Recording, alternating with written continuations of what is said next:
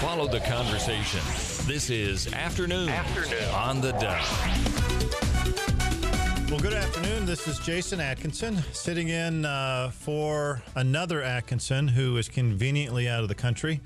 And hopefully he's in a completely different time zone and unable to watch this, which will maybe keep my career in television going just one more day.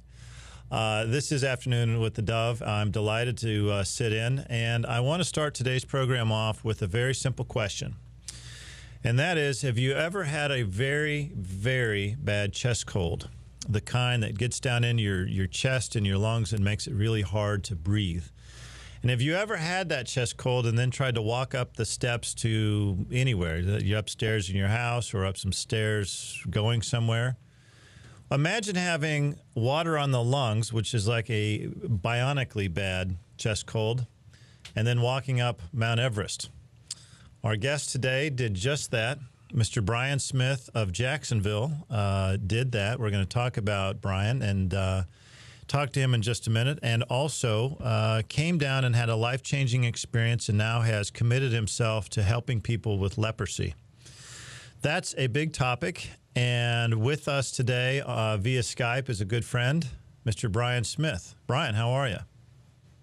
Doing well. How you doing, Jason? I'm doing fine. Now, as I was just at the intro there, making fun of another Atkinson who's out of the country, I recognize that you are too. Where in the world are you, Brian Smith? It's kind of like Where's Waldo? You remember that book from back when you were 5 years old? And Brian always pops up here and there. And today, Brian is in the Republic of Georgia. Of course you are. That makes perfect sense. What day is it in the Republic of Georgia today? Today it's Tuesday, just turning into almost Wednesday early morning. It's 11:17 p.m. here in Georgia. Well, thanks for staying up so late for us here in the afternoon. You're very welcome. Brian, what is HAPE? HAPE is high-altitude pulmonary edema. It's caused by your pulmonary arteries starting to leak, caused by extreme altitude. And I was at about 24,000 feet when mine started to leak. My lungs filled up with fluid, basically blood plasma, and I began to drown. How did you know that was occurring? I mean, what were the physical signs of that? I was violently coughing for days. And especially hours. It was my breath became shorter and shorter. It became a gasping. There was a loud rattling. It was kind of like breathing through Rice Krispies. Every time I breathed out, it was a rattling. And then eventually I started coughing up blood. And every time I coughed, the frothy sputum coming out was tinged with pink.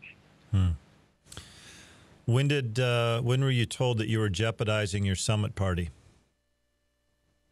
I was at Camp 3 at 24,000 feet. I was not feeling well. I'd been coughing pretty bad.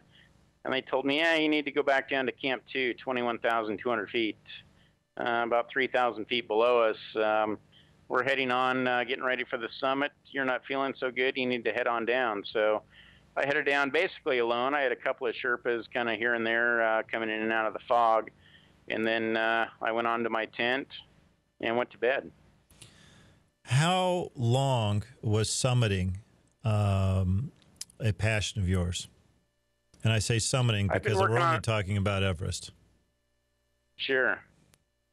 Everest takes 62 days, about 2 months of your life, but I'd been working on it for 22 years. Since I was 15 years old. You even named your son Everest. I did. What other mountains had you climbed before you climbed Everest? Just before Everest, I'd climb Aconcagua, which is the highest in the Western Hemisphere, highest in the Andes, down in Argentina. I'd climb Mount Rainier up in Washington State. At that time, 33 times, I believe, as well as a number of other peaks around the United States. And you climbed all over the Rockies? Absolutely, yeah. 16 of Rockies, 54. There's 54 14,000 meter peak, or 14,000 foot peaks. I'd climbed 16 of them. Fantastic. So there you were, fulfilling your life dream of summiting Everest, and you were being told to walk back down. Walk us through what changed. I came down to Camp 2. I was feeling awful that night. It was maybe 20 below zero, a little bit chilly. I went into the cook tent, tried to get a meal down. I hadn't been eating too well. You don't eat real well at that altitude. I was breathing nearly 1/3 of what you're breathing right now in the studio and there and around Oregon. And so I wasn't feeling so well. Got a bowl of Sherpa stew down. They call it Sherpa stew. It's got a little bit of yak meat in it, some pasta, whatnot. It's not a bad dish. One of my more favorite dishes. And got that down, crawled into my tent, pulled up my sleeping bag, zipped up the drawstrings, and just started to drift off. And I woke up and I suddenly couldn't breathe anymore. How long did that last? In total, about 6 hours. It was like totally drowning for about 6 hours. Most drowning experiences last just a couple of minutes. You go unconscious, and that's, I guess we don't know what happens after that because none of us speaking today have drowned, but it was a sensation of drowning for about 6 hours. So I sat up, and by sitting up, it allowed the fluid in my lungs, the blood and whatnot, to drain down to the lower part of my lungs. And I was able to get a little bit of fluid, or a little bit of air, oxygen in the upper part. And I started basically gasping. And in between gasping, I was violently coughing. And when I'd violently cough, it was a combination of vomiting and coughing up blood out of my lungs. And then I would go unconscious again, and I would pass out. I'd wake up flat on my back, couldn't breathe again because when I was laying flat on my back, there was no air. I'd sit up, I'd violently cough, I'd vomit some more. It's 20 below zero, my sleeping bag slipping down a little bit down to around my waist. I'd lose consciousness, and this cycle went on and on and on again for hours. So miraculously, you survived that terrible night, and then what happened?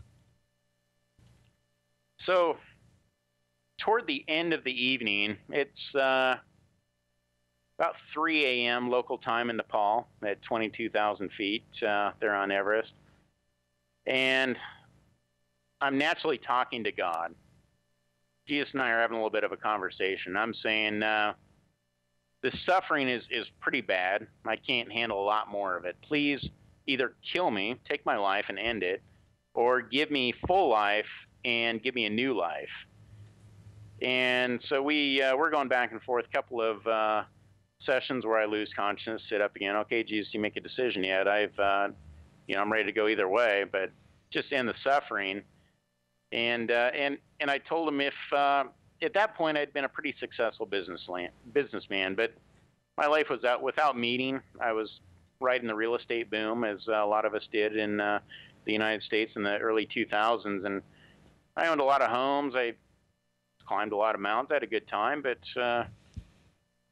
didn't have a lot of meaning. And I said, give me something that gives me meaning. And the thing that really stuck out to me is on my way to Everest, was the first time in my life I saw leprosy. In the gates of Tamil, which is a district of Kathmandu, I was coming into Tamil, and there was a beggar there, and he had no hands and he had no feet. His face was badly deformed, and nobody with me knew what the answer was, but I said, does that guy have leprosy? I mean, isn't that something from 2,000 years ago, Bible days, 3,000, 4,000 years ago? So these different people I had seen on my way into Everest were really sticking firm in my mind. And I felt a calling in my heart to somehow find a way to service these people. And leprosy stuck out the most of all.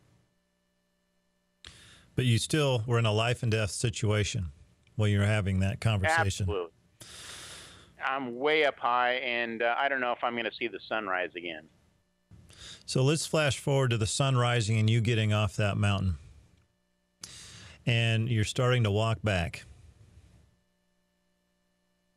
And you were having to kill your dream.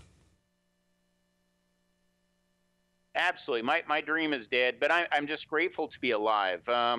Ongdi Sherpa, who sadly is no longer with us, was the one that found a bottle of oxygen for me. And Tendi Sherpa is still a good friend of mine. Those two went together, and they found a bottle. They got me on oxygen. I'm breathing 4 liters a minute. I'm coming down through the ice fall again. Normally the ice fall, the Khumbu ice fall, is the most dangerous part of Mount Everest, the part that has all the ladders, the crazy, crazy part of Everest. A lot of climbers have died in there. Some around 23, 24 climbers have died just in that section. It takes about normally 3 hours to get through that section on the descent. I was so exhausted after HAPE, it took me 10 hours to get back across those ladders again. So by the time I got out to base camp again, I was grateful to still be alive. I came into the ER tent, which was the Himalayan Rescue Association was monitoring, and my oxygen saturation in my blood on oxygen was 61%. About 92% here in the U.S. will put you in the ER and probably critical care, and I was at 61%. My resting heart rate was 133, just trying to survive. Well, when we come back, we are going to take you from the ER tent at base camp all the way to helping people with leprosy. Fascinating interview here with a friend of mine, Mr. Brian Smith from Jacksonville, who's actually via Skype today all the way from the Republic of Georgia, which is an interesting story. I'm Jason Atkinson. This is Afternoon with the Dove, and we'll be right back. Follow the conversation. This is Afternoon on the Dove. Follow the conversation. This is Afternoon on the Dove. Thanks for sticking around. This is Jason Atkinson, Afternoons on the Dove, and it's not really afternoons where our guest is. In fact, it's almost the morning in the Republic of Georgia, formerly part of Russia. Via Skype, friend of mine, Mr. Brian Smith, is joined us. And right before the break, Brian was describing a near-death experience where he was on the face of Mount Everest coming down in the base camp. Now, Brian, I know this. A lot of listeners and viewers don't know this, but everything that we're talking about today was covered by the BBC on their I think it was a 5-part series called Everest ER. That's correct, yes. And in Everest ER, when the cameras finally caught up with you there, you were being told that your summit bid was over, and because of this sickness. Take it from there to the summit for us. Okay, so I came into the tents, and I had 2 doctors, Dr. Ola from Canada and Dr. Suzanne from Scotland. They assessed me and they said, "You're lucky to be alive. You're back on recovery." They put me on oxygen for 24 hours and some other medications, and then they said, "You need to leave the mountain." I'd been working on this for 22 years. I had a lot of money invested into it. I had a lot of time invested in it. I'd been there about a month and a half at that point, and they said, "You got to leave." So I walked back to my tent, totally depressed, really, really sad. I packed up all my equipment. It took me a couple hours to pack up 100 pounds of equipment. We found a porter, and we hired a porter, and they said, "See you later. Have a good trip." And I set off basically alone. My porter didn't speak English. I wasn't quite sure what he looked like. Once I left, I forgot. And I took off walking across the glacier, and I walked for days down through the Khumbu Valley, eventually reaching the village in Namche Bazaar, about 30 miles down below down below Mount Everest. And your health was starting to improve. It was. Namche Bazaar was back at 11,200 feet. At base camp, I'd been at 17,600 feet. Up higher, I'd been at 24,000 feet. So I'm at just a fraction of what I had been. I've got twice as much oxygen. I've got green trees. I've got grass, houses, animals. Starting to feel better. So I rented a room in what they call a tea lodge there. They had good food. Had a hot shower. I thought, I'm going to hang out here for a few days, see what happens. And what happened, Brian Smith? We're actually getting to the climax of the story, Brian Smith. So I'd been there about a week, and I climbed up on this grassy knoll. It was at about 13,000 feet, and I've actually taken my parents back to the very place I changed my mind, decided to go back to Everest, and that was really exciting in 2008. But I'm at this knoll, and I'm looking back about 35 miles of Mount Everest, and I'm feeling a lot better. And I said, you know what? I've got a lot invested in this. This has been my dream for 22 years. I'm going to go back and do it again. So I walked back down. I hired another porter. Actually, I had to hire two to go back uphill again. And we split my load in half, about 50 pounds each. And I took a load, and I paid off the tea lodge. And I said, see you guys later. I'm going to go back and give it another crack. And off I went again, walking 3 days back up the valley again to Mount Everest. And when you got there, you were able to summit. I was. And in fact, the doctors, I rolled back, and in fact, I had met the producer and one of the cameramen from the BBC on my way back up at a real high tea lodge at 16,000 feet, and they said, aren't you the guy that had HAPE like a week or two ago? And I said, yeah, that was me. They said, what are you doing? I said, I'm going to go give her another crack. That's when they said, can we put a camera on you? This is getting kind of interesting. So I said, yeah, sure, you can tag along with me. And so I went into the doctors, and the doctors said, yeah, we're not so sure about this. At this point, on the BBC, they say I'm the second case in medical history because they must have done a little bit of research and found there was another. But at that point, they thought nobody in the history of the world had ever gone back again. So I said, what are my chances? And they said, yeah, 50-50. And I said, yeah, I'm, kind of a gambling favor. And then we joked, and they said, yeah, we'll give you 51. I go, all right, I'm going back up again. Next day I set off on the end of the icefall, heading back up Everest alone. What time of day was it when you finally reached the top? It was that was a really long day. We left camp on March 23rd, and we knew that the summit window was closing because the monsoon was coming in. They're just only racing it. So we flew from Camp 3 through Camp 4 all the way up. We hit the summit at 2:45 a.m., which was pretty much an unheard of time.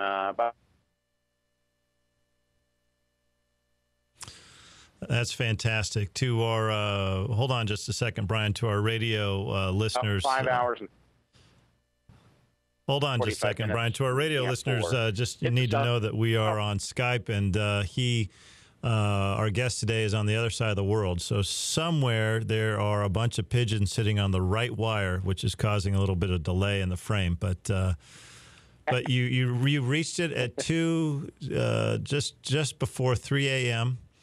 and summit and Correct. Reached your life goal, and then you had to come down that mountain, Brian, and grapple with that prayer and that wrestling match that you had with God a few weeks before. What happened when you came Absolutely. down? So I'm coming down off of Everest, and I've got this this promise I made to God. I said, save my life, give me another shot, and I'll do something that's more meaningful to spread your word, to live more like Jesus. And as I was coming down, I saw more and more needs through all these villages because now I'm paying attention. And that's when I came back to the U.S. and I decided to research the needs in Nepal. I went back to Nepal in 2008, and I saw disability needs everywhere. I saw leprosy. I got involved in the leprosy community. I went to the Terai, where there's 5,000 new leprosy cases every year. And I started an organization called Helping Assist Nepal's Disabled, or HAND. And I started that in 2008. And how has that been going? HAND has been cruising along. We're on, let's see, I've been to Nepal four times now. I spent almost a year of my life in Nepal. As a part of HAND, we've been there 3 times. We've done 2 missions to the Terai. Last year when we were in the Terai, we diagnosed 6 new cases of leprosy. And for me, it wasn't so much that it was exciting to diagnose a new case of leprosy, but I diagnosed this on my own. I was like, oh, I got a new case of leprosy over here, guys.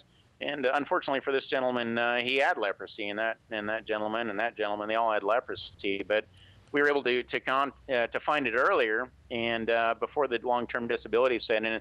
And that's one of HAND's missions is we find the cases before they're long-term, before they're permanently debilitating and need lifelong medical care, and then we get them on multi-drug therapy. And in 6 to 12 months, within 1 month, they're no longer contagious. 6 to 12 months, they're cured. And if we catch it early, there's no long-term disability effects. I think it's hard for Americans, especially in the West, to understand that leprosy is very much still a disease in the world. How is HAND organizing the West to help people who are suffering from leprosy there in Nepal? Is there an ongoing effort? Sure. Is HAND unique? It is. I mean, there's a lot that do this and that and whatnot. HAND's mission is to go to regions that are not reached by other organizations. There's a lot of nonprofit organizations or NGOs or INGOs, as they call them in that part of the world, and they go to the easy to reach places, the places at the end of the road. What HAND does is we go to areas that have never been reached before, and thankfully God gave me the gift of walking for days, weeks, however long it takes to reach an area that's never been reached. And a lot of times I come into a village and they say, you're the first white guy to ever come into our village, or you're the first American. We've never seen such a thing before. And that's what HAND's mission is, to go to the areas that have never been reached by any other organization. And these areas with leprosy are extremely difficult to reach. The stigmas are really, really high. There's malaria, polio, tuberculosis, HIV, AIDS. There's everything ever known to man in every village you go through. It's an utterly depressing place. The average person earns about 25 cents a day, maybe $100 a year. They're very poor. It's suffering to go into these regions, and we sleep in tents, sleeping bags. We're fighting off mosquitoes, carrying malaria, and we're sleeping on rooftop areas, and that's HAND's mission. So what keeps you from not being discouraged, Brian? That's tough work, and we all know the parables of people who have made pacts to God. If God would just save them, then they'll do the right thing, and they hit the first obstacle and forget about their pact.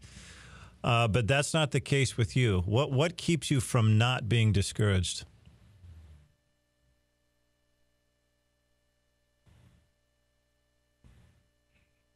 I look back to the difference, and I look back to my pictures. I have now thousands of pictures on my computer from 4 years of missions that HAND has done, and I look at the cases where they say nobody has ever cared for us, nobody has ever done anything for us, nobody's ever tried to help us. And it's easy to get back to, you see all that and you're feeling really good about yourself. You get out of the suffering, you're like, yeah, we did great. And you get back to the U.S., life gets easy again. It gets comfortable, and you're like, yeah, I get busy with my job, I get busy with this or that. You go back to the pictures again and you remember that person, and you made a promise to them. I tell them, I will come back. I will, and they say nobody ever comes back to our village. And I say, I will be back. It might take me a year, but I'll be back. This time next year, expect me. And now I've been back to these villages 2 and 3 times, and they remember me when I come back in, and now we're starting to make an impact. Now we're starting to make a difference. That's just inspiring. Tell us quickly before the break, in 2013, you are going to try to do what's never been done before, which is take a person affected with leprosy to the summit of Mount Everest. Tell us about that. Okay. So our motive behind this goal is, in Nepal, leprosy is a strong social stigma. Their belief, they're primarily Hindu. They believe in reincarnation, and they believe that those affected by leprosy must be a mass murderer, a bad person, a terrible person in a previous life, and they are now paying for their sin. So leprosy is like a curse from God. So often when I'm out there, I see that these leprosy-affected people are banished to the jungle, whether they're children, whether they're wives, whether they're whoever they are, they get banished to the jungle. And so we're trying to show the Nepali people that leprosy-affected people, leprosy is just a simple disease, curable by multi-drug therapy. They're real people. They have families. They have children. They have wives. They have dreams. They have talents. And we're going to take them up Mount Everest, which in Nepal is a huge respect. Those that climb Everest, they're great people in Nepal, whether you're white or Nepali. And we're going to bring those into that, show the Nepali people that, and then we're hoping to use Everest as a vehicle, because Everest draws a lot of attention, that leprosy is still endemic in Nepal, and it's endemic in 6 countries of the world. There's 5,000 new cases a year, and it's not something you just read about in the history books in the Bible. It's something that happens every year, every day in countries like Nepal, and that's our mission with this expedition. So tell us about the warm-up climb that I really wish I could have been on. So we started last. I would love to have had you with you. We went into the region of Longtong in the Himalaya last year. We climbed a peak called Yala Peak. Thanks to Adventure Trek International, ATI, another Christian organization. They sponsored our 5 leprosy climbers and myself, and we went in and we traveled in. These leprosy-affected climbers had 4 of the 5 of them had never seen snow before. They're from the lower regions, the Terai region, where it's hot and dusty down by India. They can't see the Himalaya from there, what Nepal is famous for. But a lot of Nepal lives in these barren, dusty, hot regions. We took them and we interviewed a number of candidates, and we found our 5 best. And off we went. We rented them equipment. We had 13 Americans in our team supporting us from the state of Hawaii, mostly from Maui. And in the end, we got all these Americans, our leprosy-affected team, and 3 of our leprosy-affected people, and myself and a couple of Nepalis made the summit, and the rest of the Americans were back down in base camp or below. And they all made an elevation of about, it was close to 17,000, 18,000 feet, higher than anything we've got here in the U.S. Well, that's fantastic. And as you know, Brian, I want to go with you. I'm in much better shape now than I was a few years ago, but we'll talk about that offline. It is we're going to take another break before we keep talking to my friend, Mr. Brian Smith, who is Skyping in all the way from the other side of the world in the Republic of Georgia. This is Afternoons with the Dove. I'm Jason Atkinson, and we'll be right back. Follow the conversation. This is Afternoon on the Dove. Follow the conversation. This is Afternoon on the Dove. Welcome back. I'm Jason Atkinson. This is Afternoons on the Dove. And as I was saying earlier, this isn't, this may be Afternoons on the Dove here, but this is Wednesday morning for our guest, Mr. Brian Smith, who is Skyping in all the way from the Republic of Georgia. Brian has told us about his achieving one of his goals, which was to summit Mount Everest, and then being given another goal, which is to serve the people who no one else will touch, which are people with leprosy. And Brian, everyone here wants to know, what in the world are you doing in Russia this morning?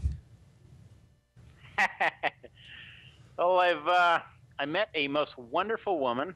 Her name is Mako, and she's from the Republic of Georgia. And Mako and I are getting married here shortly in about a week, and Mako is joining our effort in Nepal. She's excited for her first time there. She's a 5-year YWAM missionary. She has her master's degree in English, speaks 4 languages fluently, and she wants to come on full-time and be a tremendous asset to hand in joining me, so I no longer am going to these crazy regions alone, but Mako is working with me, and she's a fantastic missionary. Well, congratulations. That's fantastic. Thank you. I don't know if I can make the service. I would love to. I don't know if I have enough frequent flyer miles racked up yet for Georgia. Yeah, it's a ways out here. We were in our village of Gori today, in fact, with all our relatives and whatnot, and shared some of our vision with them. Fantastic. So take us to people who are watching or listening, and what you've said has either captured their sense of adventure or touched their heart in some way. How does somebody get in touch with you and Hand? My personal email is Brian, B-R-I-A-N, or Brian.Everest Climber, EVEREST, at gmail.com. handnepal.org is our website. You can take a look, www.handnepal, HANDNEPAL.org. And you can see some of the projects, some of the blogs we've posted in the past, and we're going to be updating that shortly with our next adventure into Nepal. What are the biggest needs that Hand is facing right now? Finances is always the biggest need. We get a lot of volunteers, which is fantastic. We can't do it without volunteers. But if everybody volunteers and nobody donates any money, we can't buy a bus ticket to get down to these regions. So finances is always the biggest need. And $20, $100 always goes a long ways. And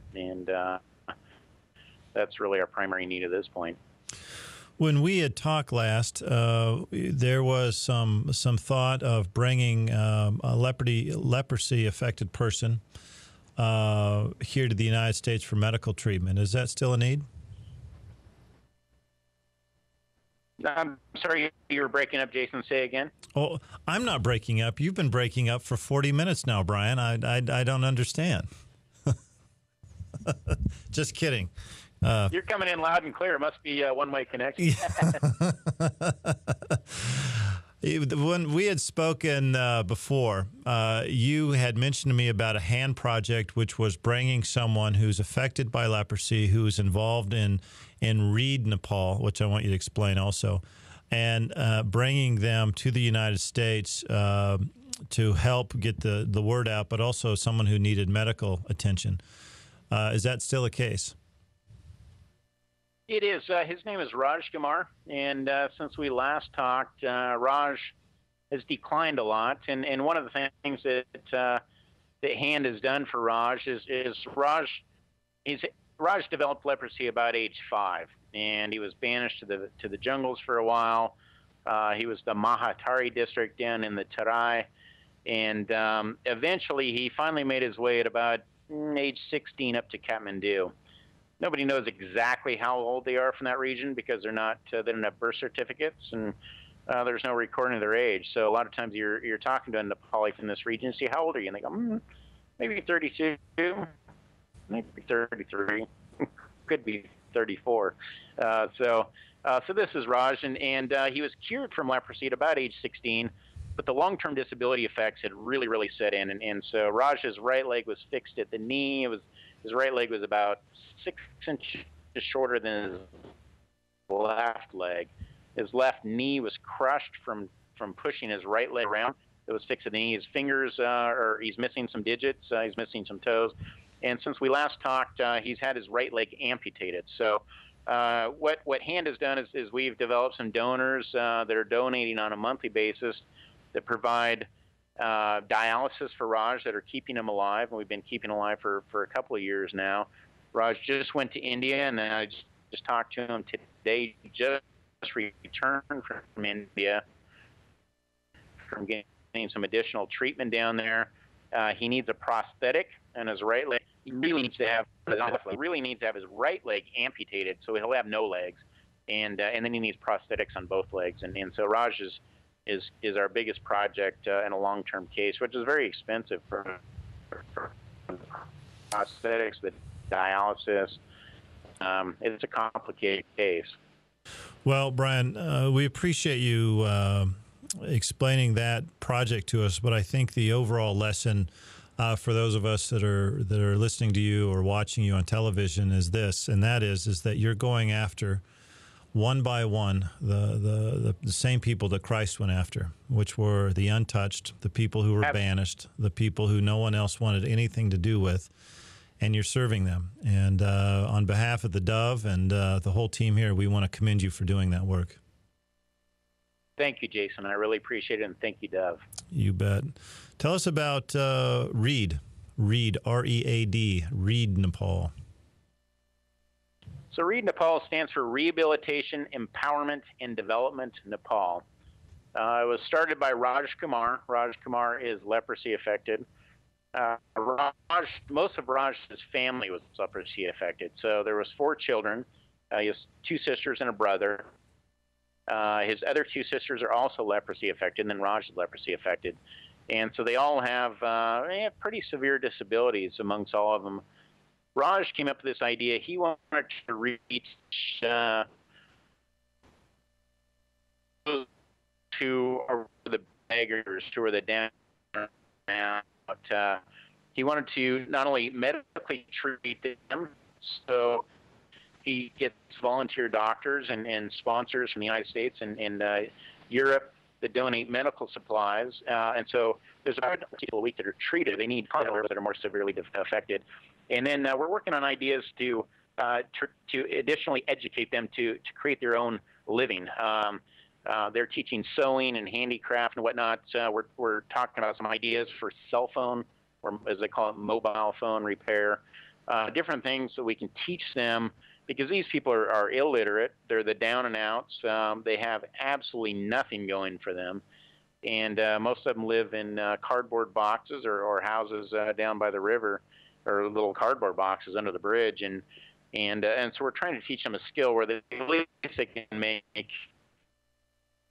$200, $300, $400, $500 a year and get back into the national average, rather than being a totally down and out begging.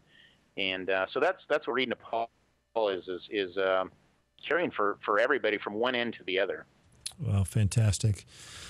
Brian Smith is with us. Brian has summited Mount Everest in the middle of the night, suffering from water on the lungs called HAPE, high altitude pulmonary edema, and came down to have his life completely rearranged, and now is serving people who have great disabilities, namely people affected by leprosy in Nepal. His website is H-A-N-D, Nepal.org, if you want to see more about his work.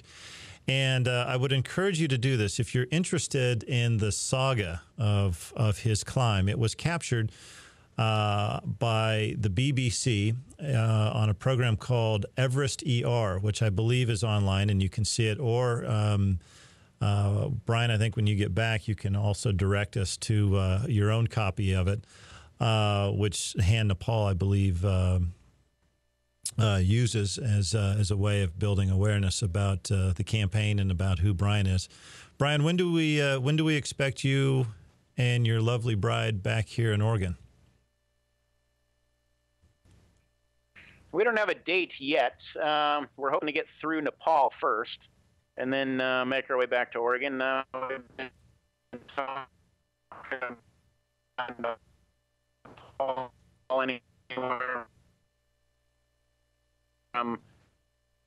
Here in October, coming up to March, April. Well, I'm not sure what you just said, but it sounds kind of like a politician evading an answer. So that was really good. But Brian, we do want to thank you very much for your time with us today. And again, congratulations on all things that are in front of you, and thank you for the work that you do. Thank you very much, Jason. I appreciate your time. Thank you.